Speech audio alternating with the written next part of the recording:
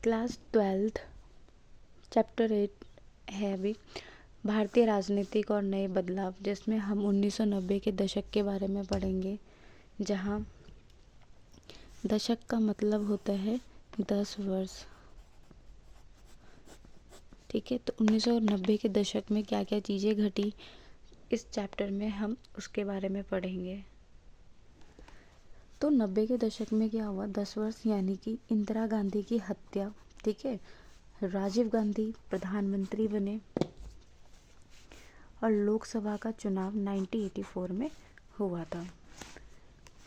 1980 के दशक में क्या क्या चीज़ें हुई थी, यानी कि 1980 के दशक यानी कि 10 वर्ष, यानी कि 1980 से लेके 81, 85 और 90, इन 10 वर्षों में क्या क्या घटनाएं घटी थी उनके बारे में हम पढ़ेंगे। तो इसमें 80 के दशक में 5 महत्वपूर्ण बदलाव हुए थे भारतीय राजनीतिक में, जहां सबसे पहले 1989 में कांग्रेस की हार हुई थी, जो कि 197 सीटें लेके आगे आई थी। दूसरा, अगर आप देखेंगे तो हमने पहले दूसरे चैप्टर में पढ़ा था एक दलीय व्यवस्था वाले में कि किस तरीके से जो 1952 का इलेक्शन था उसमें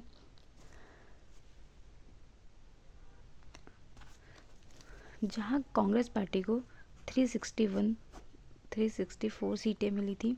ठीक है, तो सेकंड इलेक्शन में यहाँ पर 371 और थर्ड इलेक्शन में 361 सीटें मिली थी। ठीक है, बट वहीं आप देखो 1989 तक आते आते जो कांग्रेस की सरकार थी उनको सिर्फ 197 सीटें मिली थी। तो इन्हें कितना ज़्यादा यहाँ पे क्या देखने को मिला, नुकसान देखने को मिल रहा है।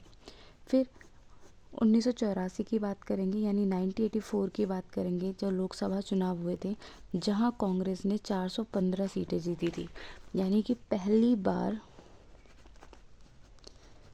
किसी पार्टी को इतनी ज़्यादा वोट मिले थे। तो यानी कि अगर हम 1952 का इलेक्शन भी देखेंगे तो नेहरू जी के नेतृत्व में भी इतना बड़ी जीत नहीं मिली थी जितनी हमें यहाँ पे देखने को मिली थी राजीव गांधी के नेतृत्व में। ठीक है, फिर आता है आपका 1991 में मध्यवर्ती चुनाव, जहाँ पे कांग्रेस ने अपनी स्थिति को सुधार लिया था। फिर इस टॉपिक में हम पढ़ेंगे इस चैप्टर में मंडल मुद्दा।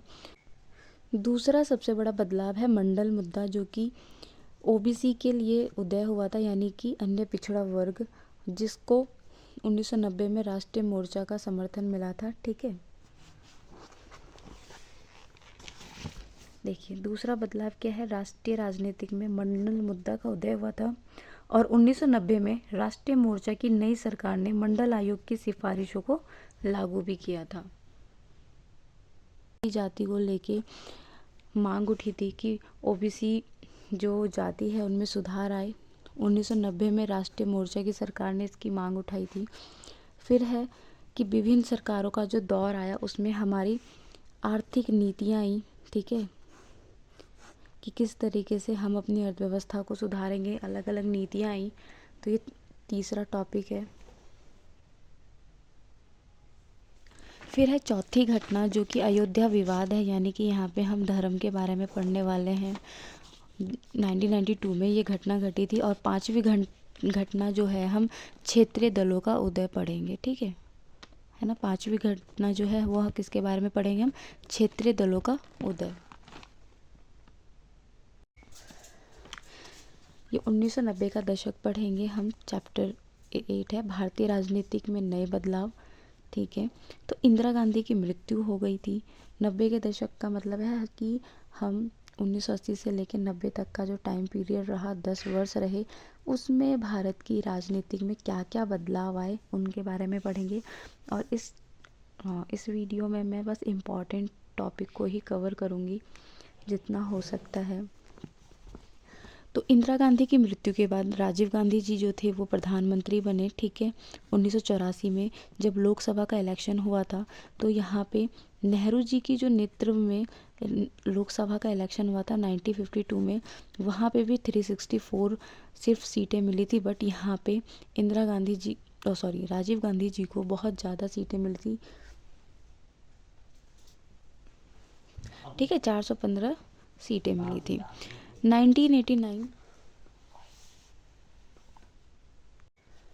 1989 में आम चुनाव में किसी भी दल को बहुमत प्राप्त नहीं हुआ और भारतीय राजनीतिक में केंद्रीय स्तर पर गठबंधन का युग शुरू हुआ था, केंद्रीय स्तर पर, ठीक है, यानी कि सेंट्रल।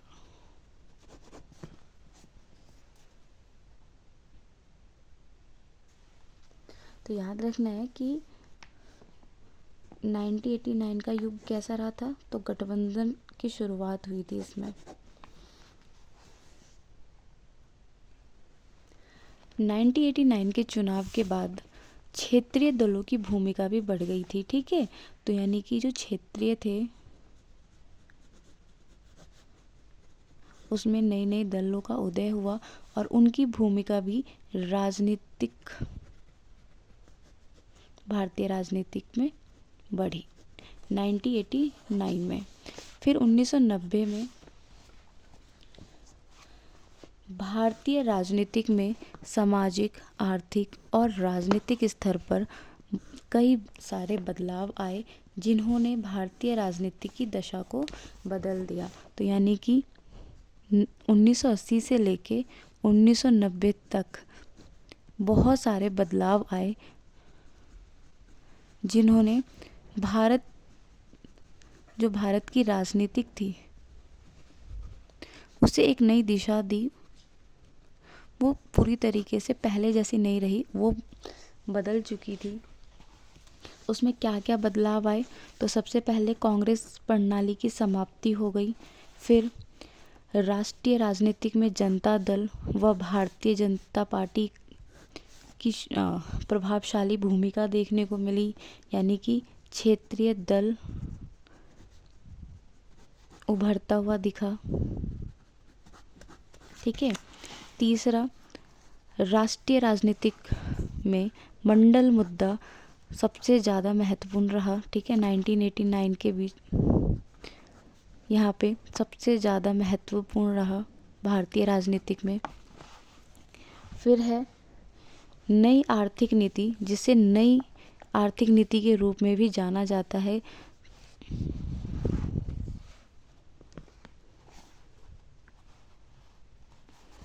और ये उस टाइम से लेकर आज तक सरकारें जो हैं इसको अभी भी लागू रखती है। फिर है अयोध्या का विवाद। दिसंबर 1992 में अयोध्या, जिसे बाबरी मस्जिद के नाम से जाना जाता है, उसको जो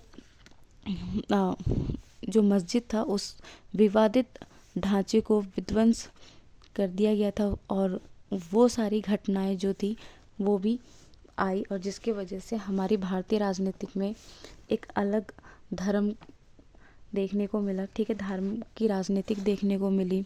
फिर आता है गठबंधन की राजनीति का उदय हुआ 1990 के दशक में, यानी कि अगर आप 1952 से लेके 1962 तक यानी 3 आम चुनाव में देखेंगे तो यहाँ पे कहीं पे भी आपको गठबंधन का युग नहीं देखने को मिलेगा। मगर 1980 के बाद भारत में किसी भी दल को बहुमत नहीं मिला, क्योंकि यहाँ पे राजनीतिक से लोगों का विश्वास हटता चला गया, क्षेत्रीय दल उभरते चले गए, ठीक है। इस वजह से क्या होता चला गया कि जो केंद्र में सरकार थी उनको क्षेत्रीय दलों के साथ मिलकर गठबंधन की सरकार बनानी पड़ी। फिर आया आपका साहबानों का केस, जो 1990 के दशक में शुरू हुआ था, ठीक है।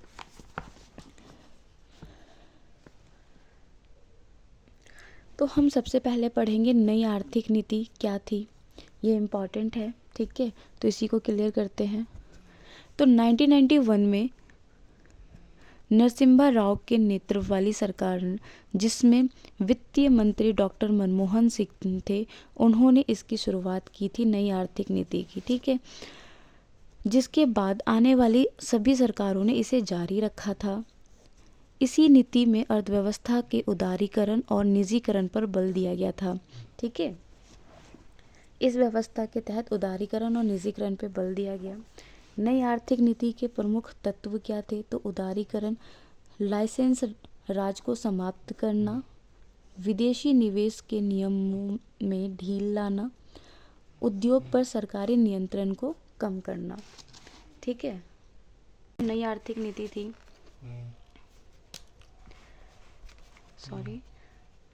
नई आर्थिक नीति।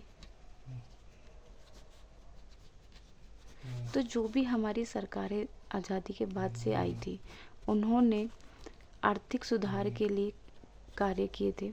ठीक है, व्यवस्थाएं लेकर आए थे। तो इन्हीं सभी को बुनियादी तौर पर बदला गया।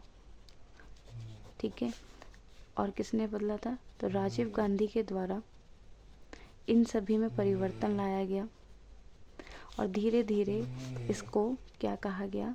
नई आर्थिक नीति का नाम दिया गया। फिर आपका आता है सबसे इम्पोर्टेंट मंडल मुद्दा। जनता पार्टी ने मंडल कमीशन की स्थापना की। ठीक है, जनता दल के द्वारा। तो मंडल कमीशन की स्थापना की गई थी। इसके अध्यक्ष थे विंदेश्वर प्रसाद। तो मंडल आयोग क्या है?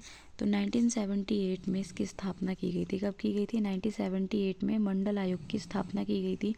तो भारत में जितने भी अनुसूचित जाति हैं, जनजाति हैं, उनके अलावा जो और भी जातियां हैं, उन सभी को शिक्षा और आर्थिक तौर पर मजबूत बनाने के लिए बात की गई थी। उन्हीं को ओबीसी का नाम दिया गया था, अन्य पिछड़ा वर्ग। ये जो चीज़ें हैं 1960 के दशक से ही शुरू हो चुकी थी, उनके आरक्षण की मांग शुरू हो चुकी थी। मगर 1977 और 1979 के बीच में जनता पार्टी की सरकार आई, जिसने पिछड़े वर्ग के आरक्षण के लिए बात की थी। और ये वाला आपने चैप्टर जो है इंदिरा गांधी के इलेक्शन के टाइम के बाद पढ़ा होगा कि इनकी सरकारें आई थी। और 1978 में इस आयोग ने मंडल आयोग बिठाया गया, जिसके अंदर पिछड़े वर्ग को सुधारने के उपाय बताने का काम सौंपा गया था। इसलिए इस आयोग को दूसरा पिछड़ा वर्ग आयोग कहा गया, क्योंकि सबसे पहले जो आयोग था, जो सबसे पहले क्या बना था, वो बना था आपका चुनाव आयोग। ठीक है, आज़ादी के बाद चुनाव आयोग ही सबसे पहले बना था। उसके बाद दूसरा आयोग कौन सा बना था? ओबीसी का, जिसमें पिछड़े वर्ग स्थिति सुधारने का उपाय मैंने बता दिया। इसी को दूसरा पिछड़ा वर्ग आयोग कहा गया। इसके अध्यक्ष बिंदेश्वरी प्रसाद मंडल थे, जिनके नाम पे ही मंडल कमीशन रखा गया। इसकी मुख्य सिफारिशें क्या थी? तो 1989 में जो वीपी सिंह की सरकार बनी थी, जिन्होंने 1990 की सिफारिशों को लागू किया। पिछड़ा वर्ग जितना भी था, सभी को सरकारी नौकरियां, तकनीकी और व्यावसायिक संस्थानों में 27% का आरक्षण दिया गया, जिसकी वजह से काफ़ी ज़्यादा हिंसक प्रभाव भी देखने को मिला था। ठीक है, जो छात्र थे उन्होंने प्रदर्शन किया था। फिर आता है आपका शैक्षिक शिक्षा आधार पर आरक्षण की मांग की गई थी, जिसमें वैसी जाति या वर्ग जिन्हें अन्य जाति या वर्ग द्वारा समाज के रूप से पिछड़ा समझा जाता था, उन सभी बच्चों को शिक्षा स्तर पर आरक्षण मिले।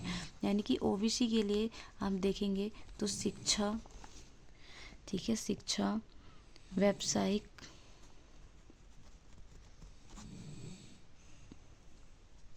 भूमि सुधार,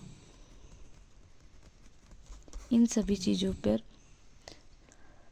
आयोग की सिफारिश पेश की गई थी। ठीक है, ताकि इनको आरक्षण मिले